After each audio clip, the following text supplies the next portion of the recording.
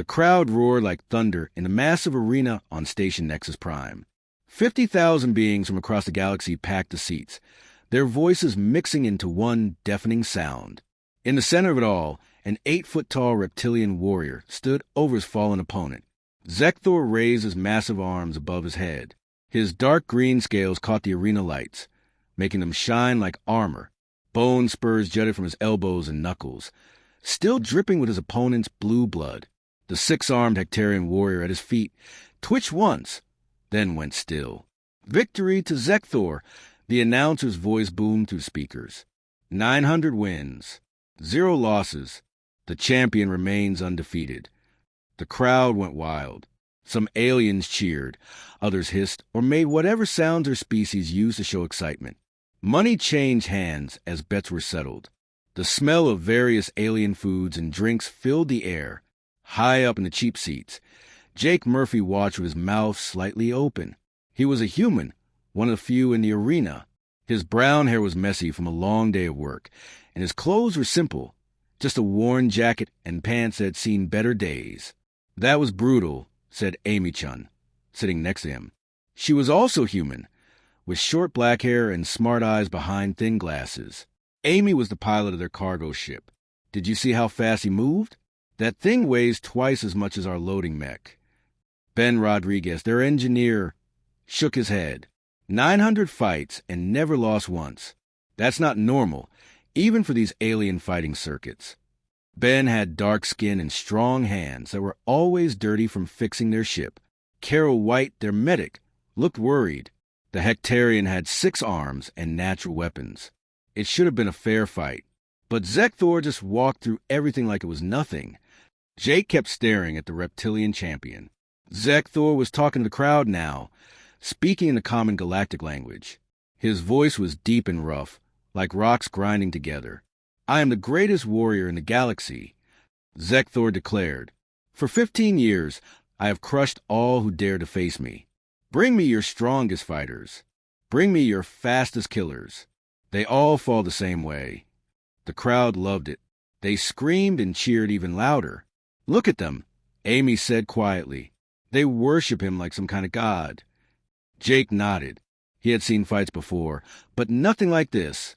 The other fighters in the circuit were tough, but they usually showed respect for each other. Zekthor was different.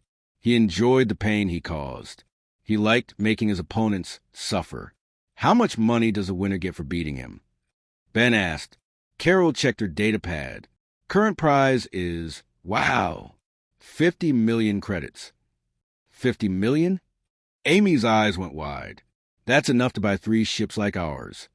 "No one's ever going to collect it," Jake said. "Look at him. He's not just strong, he's smart too. Did you see how he waited for the Hectarian to commit to that spinning attack? He knew exactly where to hit."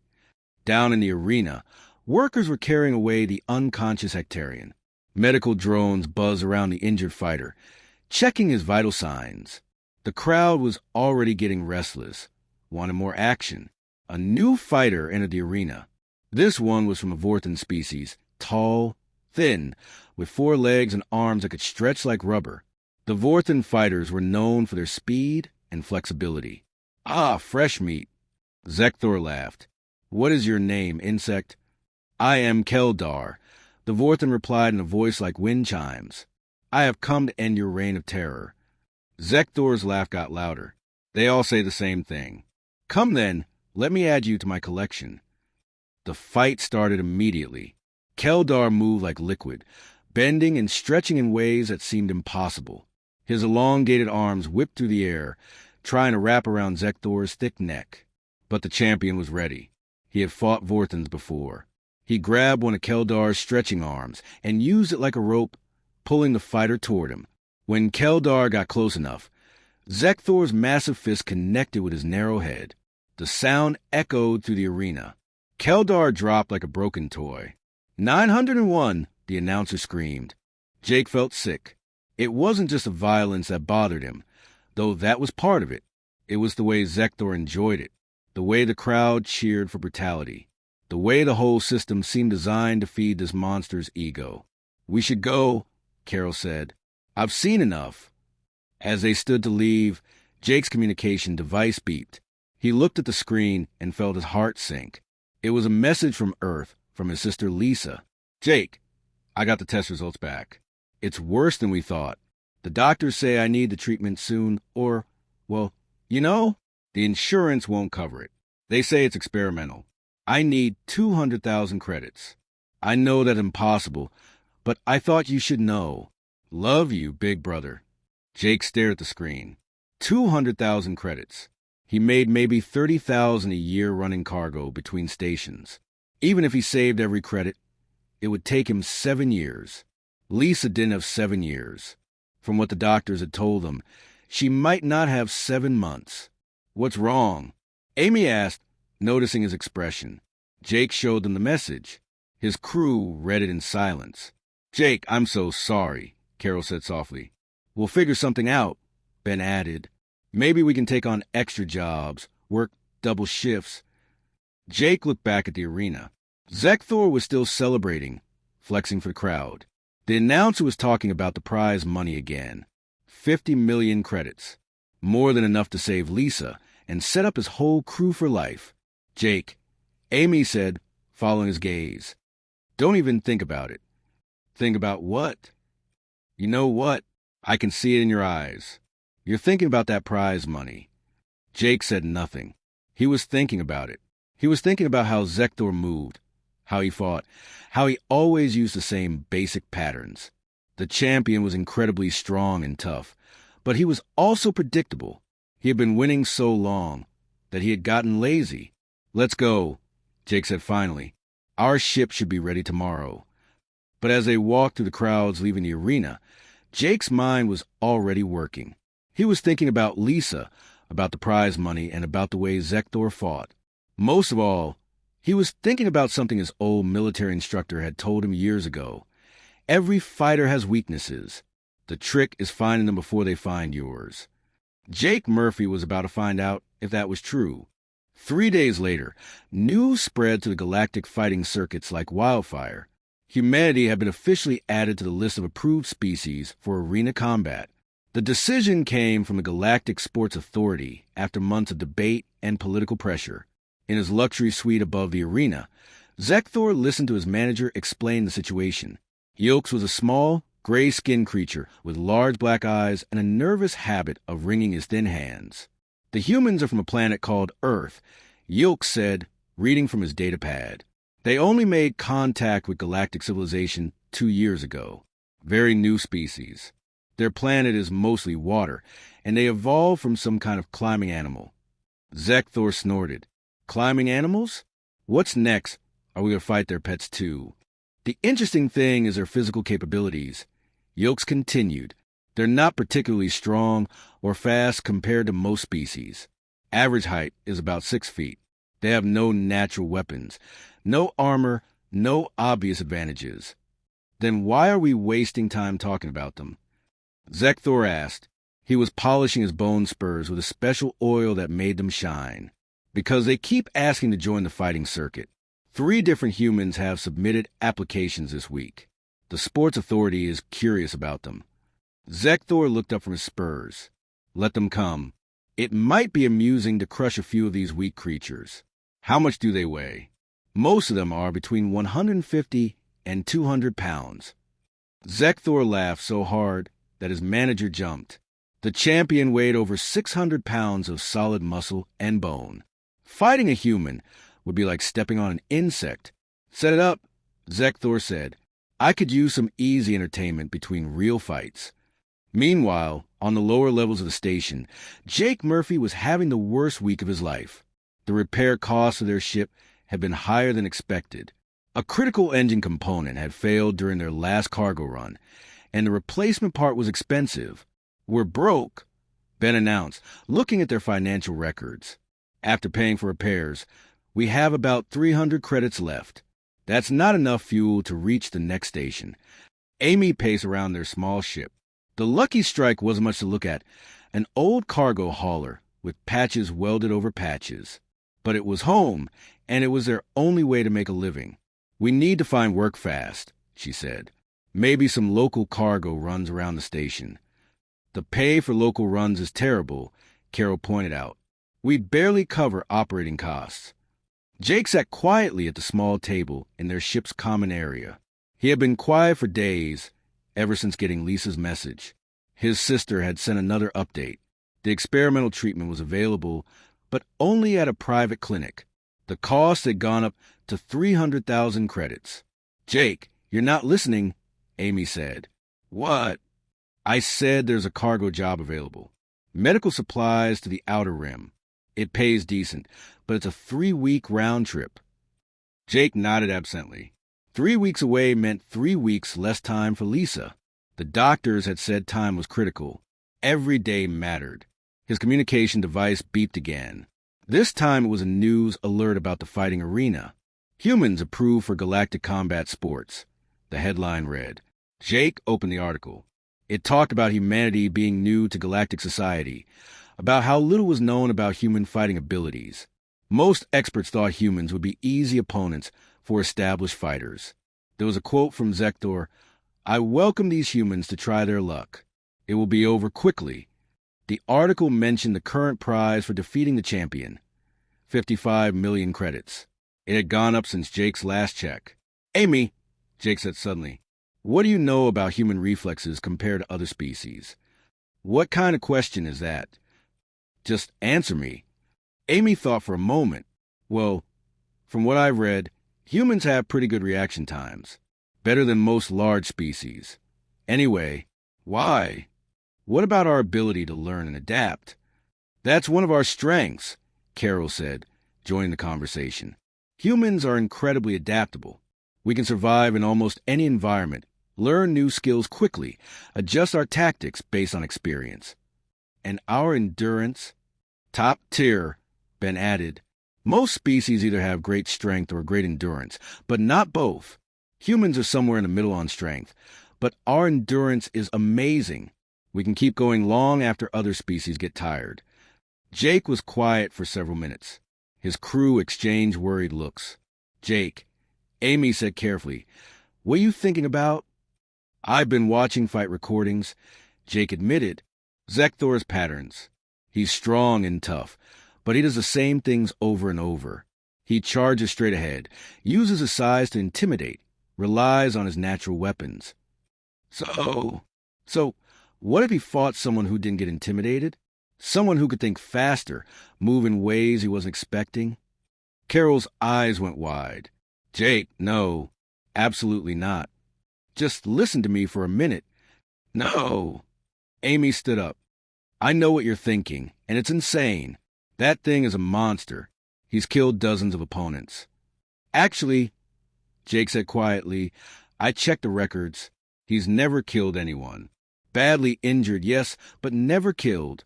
The arena has strict rules about that. That's not the point." Ben said, "Look at the size difference.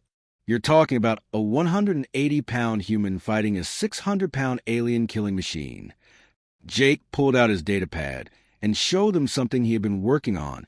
It was a detailed analysis of Zekthor's fighting style, complete with diagrams and notes. "Look at this," he said. "Every fight starts the same way. He charges forward with his right arm extended, trying to grab or punch. He always goes for the same target areas. He never varies his approach because he's never had to." The crew gathered around the datapad. Despite themselves. "Here." Jake pointed to a slow-motion recording. "See how he telegraphs every move? His weight shifts 3 seconds before he attacks. His eyes always look at the spot he's going to hit. He's gotten sloppy because no one has ever challenged his patterns." "Even if you're right," Carol said, "you're still talking about a human fighting an alien warrior. We don't have claws or armor or any natural weapons." "No," Jake agreed, "but we have something better. We have brains that can adapt in real time. We can learn from every second of a fight and adjust our strategy." Amy sat back down. "Jake, I understand why you're thinking about this. Lisa needs help, and we're all broke, but this is suicide."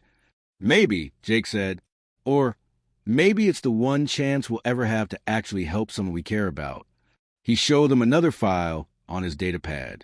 It was a medical report about Lisa's condition with treatment timelines and survival statistics. 6 months, he said quietly. That's what the doctors give her, without treatment. The cargo business isn't going to make enough money in 6 months to save her life. Hell, we can't even make enough to keep our own ship running. The room fell silent, except for the quiet humming of the ship's life support systems. There has to be another way, Amy said, but her voice lacked conviction. If there is, I can't see it, Jake replied. Look, I know this sounds crazy, but I've been studying Zektor for 3 days straight. I think I understand how to beat him. Understanding and doing are two very different things, Carol pointed out. I know, but I have to try. Lisa is my little sister. If I don't at least try, I'll never forgive myself. Jake stood up and walked to the small window that looked out at the station. The arena was visible in the distance, its lights flashing in patterns that advertised upcoming fights. I'm going to register tomorrow, he said. Whether you help me or not. Jake Murphy walked into the fighter registration office at exactly 9 in the morning. The office was busy with aliens of all shapes and sizes. Some were obviously fighters, large, muscular beings with scars and natural weapons. Others looked like managers, agents, or medical staff. Behind the registration desk sat a blue-skinned alien with 4 arms. She looked bored as she processed paperwork for the various fighters. When Jake approached, she barely looked up. Species? She asked in a flat voice. Human. That got her attention. All 4 of her eyes focused on Jake, looking him up and down. Human?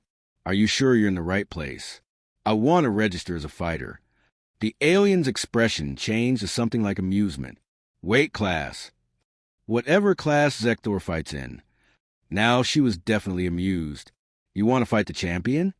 Eventually, yes. The alien. Her name tag said Crix.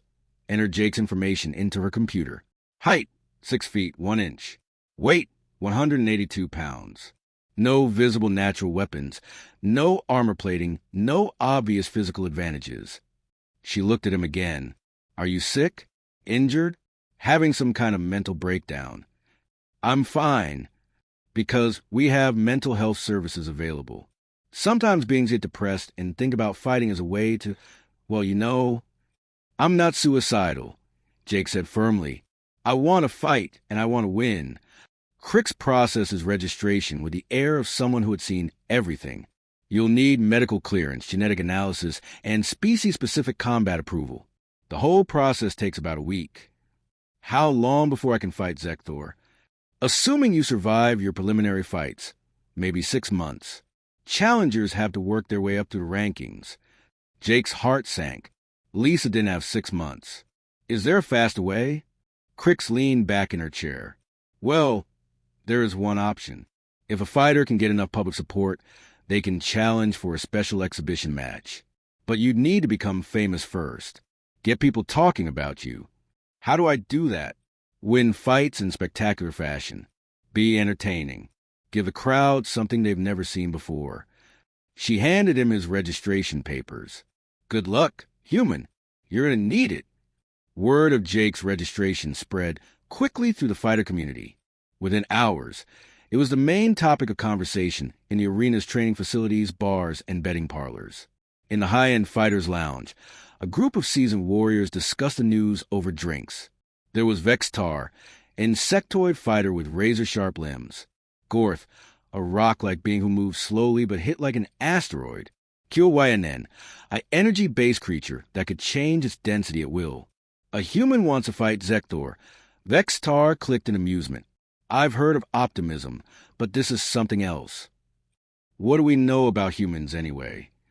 Gorth rumbled. New species, right? Just made contact a few years ago. Kyoyanen's form flickered as he spoke. I looked up their home world. Gravity is a bit lighter than standard, but not much. They evolved from tree climbers, but they've been ground dwellers for millions of years. No special abilities that I can see. Physical stats. Unimpressive. About average strength for their size, decent endurance, good hand-eye coordination. Nothing special. Vextar's mandibles clicked together in what passed for laughter among his species. Hand-eye coordination won't help him when Zektor crushes a skull. Meanwhile, in the station's entertainment district, Bookmakers were having a field day. The odds against Jake were astronomical. Some establishments refused to take bets at all, calling it a waste of everyone's time. "Look," said Norks, a fat slug-like creature who ran one of the biggest betting operations, "I'll give you 15,000 to 1 odds, but only because it's funny. Don't expect to collect." The few humans on the station heard about Jake's registration, with mixed reactions. Most thought he was crazy. A few admired his courage. None of them thought he had a chance. Dr. Sarah Kim, a human researcher studying alien biology, sought Jake out at his ship. She found him in the Lucky Strike small training area, working out with improvised weights. "Mr. Murphy, I'm Dr. Kim. I heard about your registration." Jake stopped his workout and grabbed a towel. "If you're here to talk me out of it, you can save your breath." "Actually, I wanted to offer my help." That surprised him. "Your help?" "I've been studying alien physiology since we made contact. I might be able to give you some insights into Zekthor's species." Jake invited her into the ship's common area. Carol brought them coffee, while Dr. Kim pulled out her research materials. "The Kroviks are fascinating from a biological standpoint," she began. "They evolved on a high-gravity world with dangerous predators. Their bone structure is incredibly dense, their muscle fibers are different from ours, and their nervous system is designed for raw power rather than fine control." "What does that mean in practical terms?" "It means Zekthor is much stronger than you, much more durable, and his natural weapons can cause serious damage. But it also means he's probably slower than you think." Dr. Kim showed Jake some anatomical diagrams. "See these muscle groups? They're designed for maximum force, not speed. And look at his nervous system. The signal pathways are optimized for strength, not quick reactions." "So he hits hard but reacts slowly?" "Exactly. Plus, there's something else. Kroviks have a weakness in their jaw structure.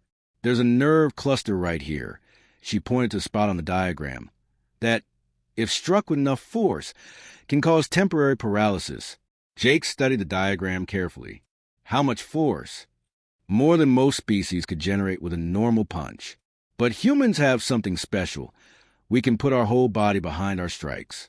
Our upright posture and shoulder structure allow us to generate incredible force when we punch correctly." Amy had been listening from the doorway. "You're actually encouraging him?" "I'm giving him information," Dr. Kim replied. "What he does with it is his choice." Over the next few days, Jake's training intensified. Ben helped him modify the ship's cargo bay into a proper training area. Carol studied Krovik anatomy until she could recite every bone and muscle group. Amy, despite her concerns, helped him analyze fight footage and develop strategies. The galactic media picked up on Jake's story. News programs ran segments about the crazy human who thought he could defeat the undefeated champion. Most treated it as comedy. "This is Zara Voss reporting for Galactic Sports Network," said a blue-skinned reporter on the evening news. "In what can only be described as delusions of grandeur, a human cargo hauler has registered to fight Zekthor, the most dominant fighter in galactic history." The report showed file footage of Jake walking through the station, looking small and ordinary compared to the aliens around him. "Experts agree that this represents the most mismatched fight in arena history," the reporter continued. "Some are calling for the match to be canceled for humanitarian reasons." They cut to an interview with Zekthor, who was asked about his potential human challenger. "I barely consider this worth my time," the champion said. "Humans are weak, soft creatures. This one will break like all the rest." But there were a few voices of dissent. An old Xerian fighter named Kedth, who had faced Zekthor years ago and survived, had a different perspective. "I fought the champion when he was younger and less experienced," Kedth told a sports reporter. "He beat me badly, but I learned something that day. Zekthor is incredibly strong, but he's also predictable. He's been winning so easily for so long that he stopped growing as a fighter." "Are you saying the human has a chance?" "I'm saying that in fighting, anything can happen. The moment you think you can't be beaten is the moment you become vulnerable." Jake watched all the coverage, taking notes on everything. The mockery didn't bother him. If anything, it worked in his favor. The less seriously people took him, the less prepared Zekthor would be. But as Jake studied more footage and learned more about his opponent, he began to see something that nobody else had noticed. Zekthor wasn't just predictable. He was overconfident to the point of carelessness. He walked into fights expecting easy victories, and he always got them. The champion had fought 901 times and won every single match. But Jake was starting to wonder if Zekthor had ever really been tested. All of his opponents had tried to match his strength, to fight him on his terms. No one had ever tried to be smarter instead of stronger. Jake Murphy was about to change that. The conversation with his crew happened 3 days after Jake's registration became public knowledge. Amy, Ben, and Carol had spent those days trying to find alternatives, other jobs, loans, anything that might give them the money they needed without Jake risking his life. They gathered in the Lucky Strike's common area after another unsuccessful day of searching for work. The mood was grim. I checked with every cargo company on the station, Amy reported. The best-paying job would take 4 months and only net us about 50,000 credits. That's not even close to what Lisa needs. Ben looked exhausted. I tried to find buyers for our ship parts, but everything valuable is needed to keep us flying. We could sell the whole ship, but that would leave us stranded and still short of the money. Carol had spent her time researching medical facilities. I contacted every clinic in 3 sectors. The treatment Lisa needs is only available at the private facility. No exceptions, no payment plans, no charity cases. Jake listened to their reports with growing determination. Every avenue they explored led to the same conclusion. The prize money from defeating Zekthor was their only realistic option. I know you all think I'm being reckless, Jake said, but I need you to understand something. Lisa isn't just my sister. After our parents died, I raised her. She's the only family I have left. The crew fell silent. They knew Jake's history, but he rarely talked about it. I was 18 when they died in that transport crash, Jake continued. Lisa was only 10. I dropped out of college, joined the military to get stable income and benefits. Everything I've done for the last 15 years has been about taking care of her. Amy reached across the table and squeezed his hand. Jake, we understand. But what happens to Lisa if you die in that arena? Then at least I'll have tried everything I could. Jake pulled up Lisa's latest message on his datapad. Look at her medical reports. Without treatment, she has maybe 4 months. With treatment, she could live a normal life.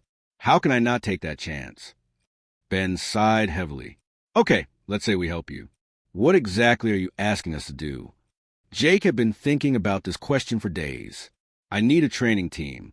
Ben, you're the best engineer I know. I need you to help me build training equipment that can simulate fighting a Kravik. Carol, I need you to become an expert on Kravik biology. Find every weakness, every vulnerability. And me, Amy asked, you're the smartest person I know when it comes to analyzing patterns and tactics. I need you to help me study Zekthor's fighting style until I know it better than he does. Carol was the first to speak. If we do this, and I'm not saying we will, what makes you think you could actually win? Jake stood up and walked to the storage locker, where he kept his personal items. He pulled out an old photo, him and Lisa, at her high school graduation. She looked healthy and happy, her whole life ahead of her. Because I have something Zekthor doesn't, Jake said. I have a reason to win that's bigger than pride, or money or fame. I have someone depending on me. Amy looked at the photo, then at Jake's face. She could see the determination there, the absolute refusal to give up. This is insane, she said quietly. But if you're really going to do this, you shouldn't do it alone. Ben nodded slowly. I'm in, but we do this smart. No shortcuts, no half measures. If we're going to train you to fight a monster, we're going to do it right. Carol was quiet for a long moment. I'll need access to the medical databases. Full biological workups on every Kravik in the fighting circuit. Does that mean you're helping? Jake asked. It means I'm not letting you get yourself killed without trying everything possible to prevent it. Over the next 2 weeks, the Lucky Strike became a training facility. Ben modified the cargo bay, installing equipment that could simulate the weight and power of Kravik attacks. He built mechanical arms that could swing with crushing force, testing Jake's ability to dodge and counter. Carol dove deep into alien biology. She contacted Dr. Kim and several other researchers, building a comprehensive understanding of Kravic physiology.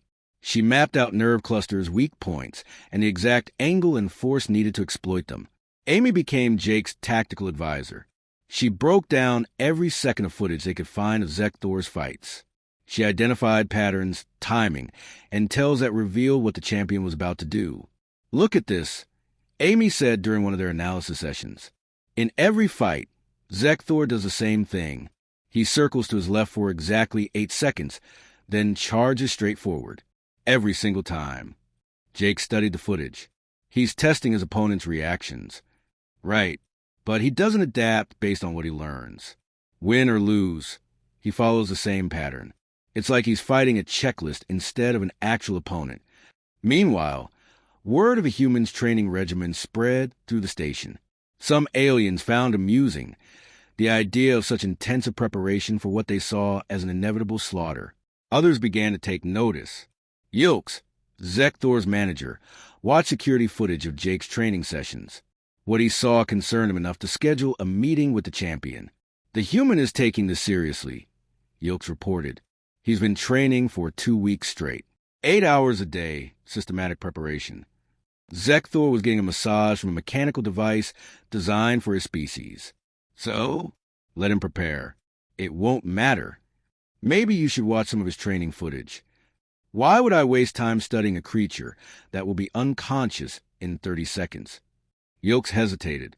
"Champion, with respect, perhaps it would be wise to prepare for this fight like any other." Zekthor's eyes opened, fixing on his manager with a cold stare. "Are you suggesting that I need to prepare to fight a human?" "I'm suggesting that preparation never hurts." "I have fought for 15 years, Zekthor said slowly. "I have defeated warriors from every major species in the galaxy. I have crushed opponents twice the size of this human. And you think I need to prepare?" Yilks backed down immediately. "Of course not, champion. I was just being cautious." But privately, Yilks remained worried. He had managed fighters for decades, and he knew that overconfidence was the enemy of continued success. Unfortunately, Zekthor's ego had grown with each victory, until he could no longer imagine losing. The arena management, meanwhile, was thrilled with the publicity. Ticket sales for Jake's preliminary fights were breaking records. Everyone wanted to see the human, who thought he could challenge the unbeatable champion. "This is the best thing that's happened to our ratings in years," said arena director Voskar during a staff meeting. "The betting action alone is generating more revenue than most championship fights." "Should we be concerned about the human's safety?" asked one of his assistants. He signed all the waivers. "Besides, our medical team is the best in the galaxy. He'll survive, even if he gets hurt badly." 3 weeks after Jake's registration, the arena announced his first fight. His opponent would be the Xian warrior named Grixpal, a medium-level fighter who specialized in quick, slashing attacks. "It's a good matchup for you," Amy told Jake as they reviewed footage of Grixpal's recent fights. "He's fast, but not particularly strong. If you can avoid his initial rush, you should be able to handle him." Jake nodded, but his mind was already on the bigger picture. Grixpal was just the first step. To get a shot at Zekthor, he would need to win several fights in spectacular fashion. Each victory would have to be more impressive than the last. The night before his first fight, Jake video called Lisa on Earth. She looked pale and thin, but her spirit remained strong. "I saw the news reports about your fighting career," she said with a weak smile. "Mom and Dad would have thought you were crazy. They probably would have been right. Jake, you don't have to do this for me. I've made peace with what's happening." "Well, I haven't, and I'm not going to. You're going to get better. Lisa, I promise you that." After the call ended, Jake sat alone in his quarters, looking at the training schedule Amy had prepared for him. Tomorrow would be the first real test of everything they had learned. But Jake wasn't just thinking about his upcoming fight. He was thinking about the message he wanted to send to Zekthor and everyone else who thought humans were weak.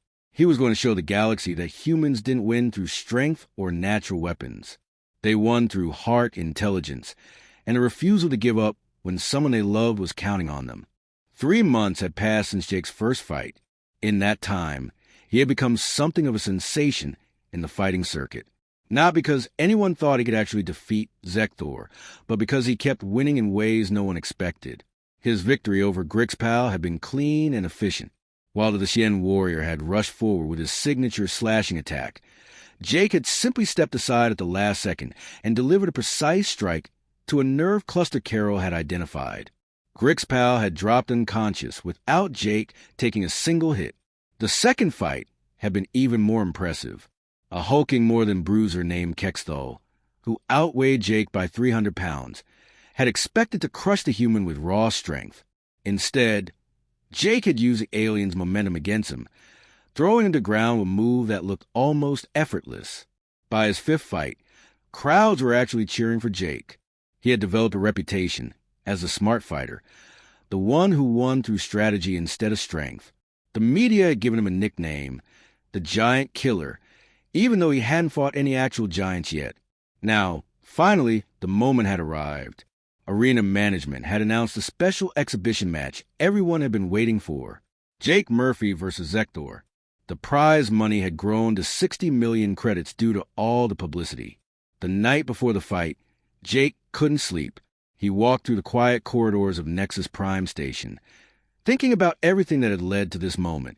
Lisa's condition had stabilized, but the doctor said she only had weeks left without treatment. Amy found him in the observation deck, looking out at the stars. "Second thoughts?" she asked. "Every minute of every day," Jake admitted. "But that doesn't change anything. This is still our only shot. You know the whole galaxy is watching, right? This fight is being broadcast to every civilized world. Billions of beings are going to see what happens." Jake nodded. "Good. If I win, I want everyone to know that humans aren't as weak as they think. If I lose, well, at least I'll go down swinging." They stood in comfortable silence for a while, watching ships move between the docking bays. "Jake," Amy said quietly, "I need to tell you something. We ran the numbers on your fights. Your reaction time, your accuracy, your tactical adaptability, they're all improving with each match. You're getting better." "Is that supposed to make me feel confident?" "It's supposed to make you realize that you're not just some cargo hauler anymore. You become a real fighter, maybe good enough to actually do this." Fight day arrived with unprecedented fanfare. The grand arena of Nexus Prime had sold out within minutes of tickets going on sale. Scalpers were getting 10 times face value for seats in the upper levels. The betting pools had reached astronomical levels, with 99.7% of the money backing Zekthor. In the Challenger's preparation area, Jake went through his final warm-up routine. Carol checked his vital signs one last time, while Ben made sure all his equipment was properly fitted. "Remember," Carol said, "you need to hit that nerve cluster with at least 800 pounds of force to guarantee unconsciousness. Less than that, and you might just make him angry." "The timing has to be perfect," Amy added. "You get one shot at this. If you miss, or if he's ready for it, the fight is over." Jake nodded, but his mind was surprisingly calm. After months of preparation, he felt ready. Not confident. He wasn't stupid. But ready. A knock on the door interrupted their final preparations. Dr. Sarah Kim entered, carrying a data pad. "I wanted to give you this," she said, showing Jake the screen. "Final analysis of Kravic neural pathways. If you can hit this exact spot, with this exact angle, the fight ends immediately." Jake memorized the information. "Thank you for everything." "Good luck, Jake. You're fighting for more than just your sister now. You're fighting for every human who's ever been underestimated." The arena was louder than Jake had ever heard it. 50,000 beings from across the galaxy packed the seats, with billions more watching on screens throughout civilized space. The noise was overwhelming. Cheers, roars, hisses, and sounds that human ears couldn't even categorize. Zekthor entered first, as was traditional for the champion. The crowd went absolutely wild as the massive reptilian warrior strode toward the fighting circle. He looked even bigger than Jake remembered. 8 feet tall, 600 pounds of muscle and bone, his scales polished to a dark shine. The champion raised his arms to acknowledge the crowd's adoration. He flexed his massive muscles, showing off the bone spurs that jutted from his elbows and knuckles. His eyes were cold and confident, the eyes of someone who had never known defeat. Then came Jake's entrance. The reaction was mixed. Some cheers from the humans in the crowd, but mostly laughter and mocking sounds from other species. Jake looked absurdly small as he walked toward the fighting circle, like a child approaching a monster. But Jake had learned something over the past few months of fighting. Size wasn't everything. Speed, intelligence, and precision could overcome raw strength if used correctly. The two fighters met in the center of the arena. Up close, the size difference was shocking. Zekthor's head was level with Jake's chest. The champion's arms were thicker than Jake's legs. "So," Zekthor rumbled, his voice like grinding stone, "you are the famous human. I must admit, I am curious to see what all the fuss is about." "You're about to find out," Jake replied calmly. Zekthor laughed. "I like your spirit, little one. It will make breaking you more enjoyable." The referee, a crystalline being named Vorthak, called for the fighters to take their positions. The arena fell silent as 50,000 beings held their breath. Jake took his stance. Feet apart, knees slightly bent, hands up but relaxed. It was the same position he had practiced thousands of times over the past 3 months. Zekthor took his position casually, almost lazily. His hands hung at his sides. His posture was relaxed, overconfident. He was already thinking about his victory celebration. "Fighters ready?" Vorthak asked. Both fighters nodded. "Begin!" The crowd erupted in noise, but Jake barely heard it. His world had narrowed to just himself and Zekthor. Everything else, the crowd, the lights, the pressure, faded away. Zekthor did exactly what Jake expected him to do. The champion circled to his left, just as he had in every single fight Jake had studied. 8 seconds of circling, testing his opponent's reactions. Jake moved with him, keeping the distance constant, his eyes locked on Zekthor's center of mass. He was counting in his head. 5 seconds, 6 seconds, 7 seconds. On the 8th second, Zekthor charged. It was his signature move, the same attack that had started all 901 of his previous victories. A massive, devastating rush forward with his right arm extended, designed to grab his opponent and crush them. But Jake didn't do what every other fighter had done. He didn't try to dodge backwards. He didn't try to block. He didn't try to counter with his own strength.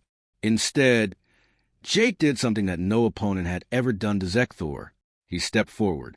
As Zekthor charged with all his massive weight behind the attack, Jake stepped directly into the charge. The move was counterintuitive, seemingly suicidal. It looked like Jake was throwing himself into certain death. But Jake had calculated this moment perfectly. By stepping forward instead of back, he was adding his own momentum to Zekthor's charge. Instead of trying to overcome the champion's strength, he was using it. Jake's right hand came up in a perfect uppercut, aimed at the exact spot Dr. Kim had identified. His entire body was behind the punch, his legs, his core, his shoulder, everything working together to generate maximum force. The punch connected with the nerve cluster beneath Zekthor's jaw at the exact moment the champion's charge reached its peak velocity. The combined force was devastating. Not just Jake's 800-pound strike, but that force multiplied by Zekthor's own charging momentum. The effect was instantaneous. Zekthor's eyes rolled back in his head. His massive body went completely limp. The unstoppable champion crashed to the arena floor like a falling tree. The arena fell into absolute silence. 50,000 beings sat in stunned disbelief, unable to process what they had just witnessed. Jake stood over Zekthor's unconscious form, hardly believing it himself. The fight had lasted exactly 4.7 seconds. The undefeated champion hadn't thrown a single punch. Referee Vorthak approached cautiously, checking Zekthor's vital signs. The champion was breathing steadily, but completely unconscious. 1. Vorthak began to count. 2. 3. The crowd began to understand what had happened. A human, a creature they had dismissed as weak and helpless, had just knocked out the most dominant fighter in galactic history. 4. 5. 6. Jake looked up at the stands, finding Amy, Ben, and Carol in the crowd. They were on their feet, screaming and hugging each other. 7. 8. 9. Jake thought about Lisa, waiting for treatment on Earth. about his crew, who had risked everything to help him, about every human who had ever been underestimated because they weren't the biggest or the strongest. 10. The referee raised Jake's hand in victory. The arena exploded in noise, cheers, boos, sounds of shock and disbelief. The impossible had happened. Jake Murphy, a human cargo hauler from Earth, had defeated Zektor in the most stunning upset in the history of galactic sports. The giant killer had lived up to his name. 4:10 seconds after Vorthak's final count, the grand arena of Nexus Prime remained in complete silence. 50,000 beings sat frozen in their seats, their minds struggling to process what they had just witnessed. The impossible had happened so quickly that most spectators needed time to understand it. Then the arena exploded. The noise was unlike anything in the venue's history. Some aliens cheered wildly, caught up in the excitement of witnessing the upset of the century. Others booed and hissed, angry that their unbeatable champion had fallen to what they saw as an inferior species. Many just sat in stunned silence, their worldviews fundamentally shaken. Jake stood in the center of the fighting circle, his hands still raised by referee Vorthak. His legs felt weak, not from exhaustion. The fight had been too short for that, but from the adrenaline and realization of what had just occurred. Zektor remained motionless on the arena floor. Medical drones swarmed around the fallen champion, checking his vital signs and brain activity. The readings showed he was stable but deeply unconscious. The precise strike to his neural cluster had effectively shut down his nervous system temporarily. Ladies, gentlemen, and beings of all species, the arena announcer's voice boomed over the chaos. We have witnessed history tonight. In 4.7 seconds, Jake Murphy of Earth has defeated Zektor. 901 fights, 0 losses, until tonight. The crowd's reaction grew even louder. In the VIP section, alien dignitaries and sport officials sat with their mouths open. Betting officials scrambled to process the massive upset, knowing they were about to pay out the largest long-shot victory in gambling history. Jake looked up at the stands and found his crew. Amy was jumping up and down, tears streaming down her face. Ben was shouting something Jake couldn't hear over the noise. Carol was hugging a complete stranger, overcome with joy. But Jake's first thought was of Lisa. He pulled out his communication device with shaking hands and sent a quick message. Got the money. You're going to be okay. Down on the arena floor, Zektor's manager Yilks rushed to his fallen fighter's side. The small gray alien looked panicked as he watched the medical team work on his champion. Is he going to be all right? Yilks asked the head medic. Physically, yes, the medic replied. The human struck a very specific neural cluster. It's a perfect knockout blow, but not permanently damaging. He should regain consciousness within an hour. Should? You mean you don't know? This type of precise neural strike is extremely rare. Most fighters try to win through brute force. I've never seen anyone target that exact spot with such accuracy. Yilks looked across the arena at Jake, who was being interviewed by a swarm of reporters. The human looked calm, almost modest about his victory. That worried Yilks even more than the knockout itself. In the challenger preparation area, Jake was surrounded by chaos. Reporters from dozens of species pushed microphones and recording devices toward him. Questions came from all directions in multiple languages. How did you know where to hit him? Did you expect to win so quickly? What does this mean for human participation in galactic sports?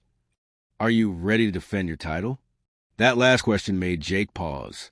In all his preparation for fighting Zektor, he hadn't really thought about what would happen if he won. According to arena rules, defeating the champion made him the new champion. That meant other fighters would start challenging him. I'm not interested in being a career fighter, Jake told the reporters. I did this for personal reasons. Those reasons are now resolved. So you're retiring immediately after becoming champion? That's the plan. The reporters buzzed with excitement. A champion who didn't want to be champion was an even better story than the upset victory itself. Amy pushed through the crowd of reporters and grabbed Jake's arm. We need to get you out of here, she said urgently. What's wrong? Look around. Half these aliens are angry that a human beat their hero. The other half want to use you for their own purposes. We need to collect your prize money and get off the station before things get complicated. The news of Jake Murphy's victory spread across the galaxy faster than light itself. Within hours of the fight, every major news network was running the story. The footage of Zekthor's knockout was viewed billions of times across thousands of worlds. On Earth, the reaction was electric. Humans who had felt like the newcomers in galactic society suddenly stood a little taller. In bars, offices, and homes across the planet, people gathered around screens to watch their species representative knock out the most feared fighter in the known galaxy.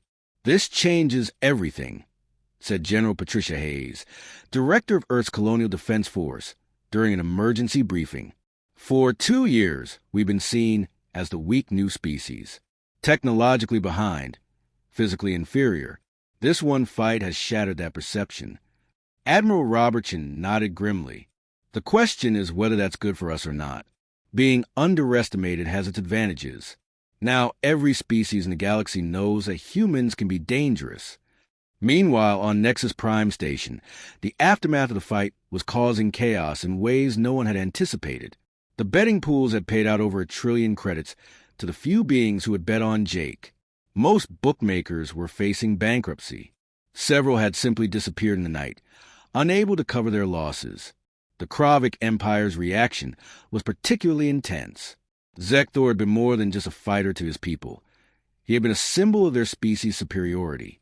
His defeat by a human was seen as a humiliation that demanded response. Ambassador Crixtal, the Kravic representative to Galactic Council, called an emergency session. "The humans' victory was a fluke," he declared to the assembled delegates. "Our champion was caught off guard by primitive tactics. This cannot be allowed to stand as representative of our species' capabilities." Other species had different reactions. The Zerions, who prize intelligence over strength, were fascinated by Jake's tactical approach. The Hectarians, still smarting from their own defeats by Zekthor, were quietly pleased to see the champion humbled. But the most significant reaction came from the fighting community itself. In training facilities across the galaxy, fighters were studying footage of Jake's knockout, trying to understand how such a simple move had been so devastatingly effective. Vextar, the insectoid fighter who had dismissed humans just months earlier, was now obsessed with Jake's technique. "Look at the precision," he clicked to his training partner. The human didn't just hit hard. He hit exactly the right spot at exactly the right moment. That level of accuracy is unprecedented. It changes the entire philosophy of fighting. His partner agreed. Strength and size don't matter if your opponent can find your weakness and exploit it perfectly. Within days, fighters across the galaxy were demanding matches against human opponents. Arena managers were scrambling to find humans willing to fight, offering enormous sums of money. The few humans who had registered as fighters suddenly found themselves in high demand. But Jake Murphy himself was nowhere to be found. The Lucky Strike had left Nexus Prime immediately after the fight, and its destination was unknown. Reporters and fight promoters had been trying to track him down, but Jake had effectively vanished. He was, in fact, on his way to Earth. After years of hauling cargo between distant stations, Jake wanted to be there when Lisa started her treatment. The trip would take 2 weeks in hyperspace, giving him time to process what had happened. "The communication system is going crazy," Amy reported from the pilot's seat. "We're getting messages from governments, news networks, fight promoters, even scientific research institutions. Everyone wants to talk to you." Jake was in the ship's small workshop, trying to repair a faulty circuit board. Working with his hands helped him think. Are any of them important? "The Colonial Defense Force wants to offer you a job training their combat instructors. The University of New Geneva wants to study your fighting techniques. Something called the Human Athletic Commission wants to make you their official representative." What about the alien messages? Ben, who was monitoring alien communication channels, looked up from his console. "Those are more interesting. Several species are demanding rematches. The Kravic Empire is claiming your victory was fraudulent. A few worlds are asking if Earth would be interested in military alliances." "Military alliances?" Jake stopped working and looked at his crew. "Because I won one fight." "It's not just a fight," Carol explained. "It's what the fight represents. You prove that humans can defeat supposedly superior species through intelligence and tactics. That has military implications.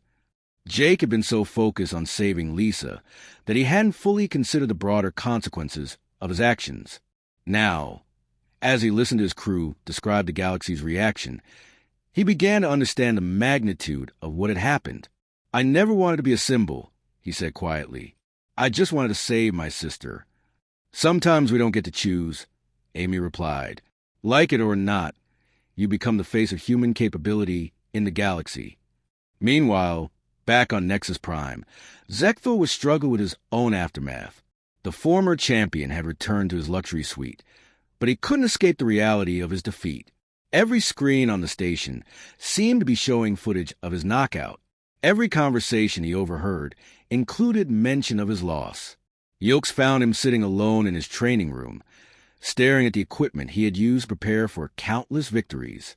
"Champion, we need to discuss your future," Yilks said carefully. "I am no longer champion," Zekthor replied without looking up. "That's true, but you're still one of the most famous fighters in the galaxy. There are opportunities." "Opportunities?" Zekthor's voice was bitter. "You mean fighting other beings who think they can do what the human did? Being a stepping stone for every wannabe champion in the circuit? It doesn't have to be that way. We could be selective about opponents. Build back your reputation gradually." Zekthor finally looked at his manager. "Do you know what the worst part is, Yilks? It's not that I lost. It's that I deserve to lose." This surprised Yilks. "What do you mean?" "I watched the footage. The humans studied me, learned my patterns, identified my weaknesses. He prepared for months while I barely thought about the fight at all. I was so arrogant, so certain of my superiority, that I walked into that arena completely unprepared." Zekthor stood up and walked to the window overlooking the arena. "For 15 years, I've been coasting on natural ability. I stopped learning, stopped growing, stopped improving. I became exactly what the human expected me to be, predictable and overconfident. So what do you want to do?" "I want to become a real fighter. Not just a strong creature who wins through intimidation, but someone who studies, prepares, and earns victory. The human taught me something important. Strength without intelligence is just waiting to be defeated." This was not the conversation Yilks had expected to have. "Are you talking about a comeback?" "Eventually, maybe. But first, I need to learn how to fight properly. The human knocked me out in 5 seconds because he understood combat better than I did. That needs to change." While Zekthor contemplated his future, Jake's victory was inspiring changes across human space. The Colonial Defense Force was revising their combat training programs, incorporating the tactical principles Jake had demonstrated. Universities were offering new courses in asymmetric combat theory. Even civilian self-defense classes were seeing increased enrollment. Dr. Sarah Kim, who had helped Jake understand crowd biology, found herself in high demand as an expert on interspecies combat. She was being asked to analyze the weaknesses of dozens of alien species. "I never imagined my research would be used this way," she told a colleague. "I was studying alien biology for medical purposes. Now military strategists want to know how to exploit every species' vulnerabilities. Is that a problem? I don't know. Knowledge itself isn't dangerous, but how it's used can be. Jake Murphy used this information to save his sister's life.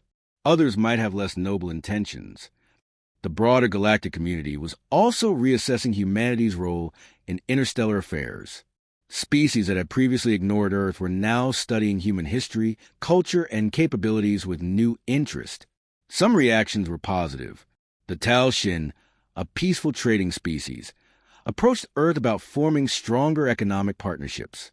They were impressed by humanity's problem-solving abilities and wanted to benefit from human innovation. Other reactions were more concerning. The Vorth Collective, a militant species known for expanding their territory through conquest, began questioning whether humans might pose a future threat. If one human could defeat their greatest fighters, what could organized human military forces accomplish? Ambassador Helen Stewart, Earth's representative to the Galactic Council, found herself fielding dozens of new diplomatic inquiries. "It's unprecedented," she reported to Earth's government. "Species that wouldn't return our calls 2 months ago are now requesting formal meetings. Everyone wants to know what humans are really capable of. 2 weeks after leaving Nexus Prime, the Lucky Strike arrived at Earth. Jake was finally home, but the world he returned to was subtly different from the one he had left. Humanity's confidence had been boosted by his victory, but so had the galaxy's attention on his species. At the spaceport, Jake was met by reporters, government officials, and crowds of cheering humans. The boy who had left Earth years ago as an anonymous cargo hauler was returning as the most famous human in the galaxy. But Jake's first priority wasn't fame, or interviews, or meetings with officials. His first priority was getting to the medical facility where Lisa was beginning her treatment. When he walked into her room, she was awake and alert. The color had returned to her cheeks, and her eyes were bright with hope. "My big brother, the Galactic Champion," she said with a weak smile.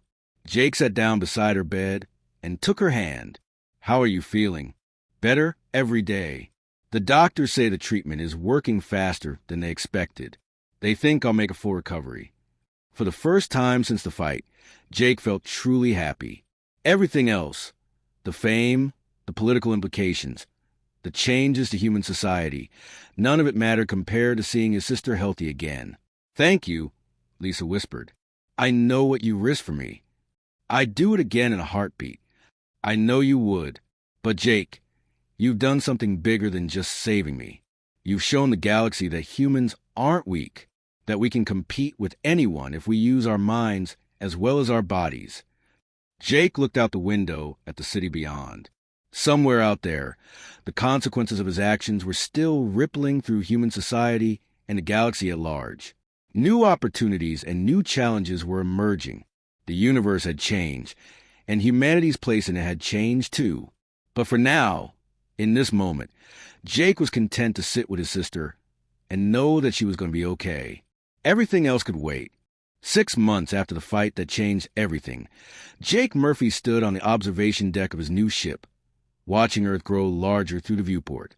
The vessel was a far cry from the old Lucky Strike, sleeker, faster, and equipped with the latest technology that his prize money had made possible. Amy joined him at the window, carrying 2 cups of coffee. "Nervous about the meeting?" she asked. Jake accepted the coffee gratefully. "A little. It's not every day the Colonial Defense Force asks you to address their entire command staff. You've turned them down 3 times. Why say yes now?" Jake thought about that for a moment, because things are getting complicated out there. I keep hearing reports about human fighters getting over their heads, trying to copy what I did without understanding why it worked. Someone got seriously hurt last week. It was true. Jake's victory had inspired dozens of humans to enter the galactic fighting circuit, but most of them lacked his tactical preparation and analytical approach. They saw the knockout and thought it was just about hitting hard and fast. The results had been predictably disastrous. Plus, Jake continued, Amy's been getting interesting reports from her contacts in intelligence. Amy nodded grimly. Several species are testing human colonies on the outer rim. Nothing direct, but they're pushing boundaries they never pushed before. They want to see what we'll do. Testing us. Some to see if we're as dangerous as your fight suggested. Others to see if we're still as vulnerable as they hoped. The political landscape had indeed shifted dramatically since Jake's victory.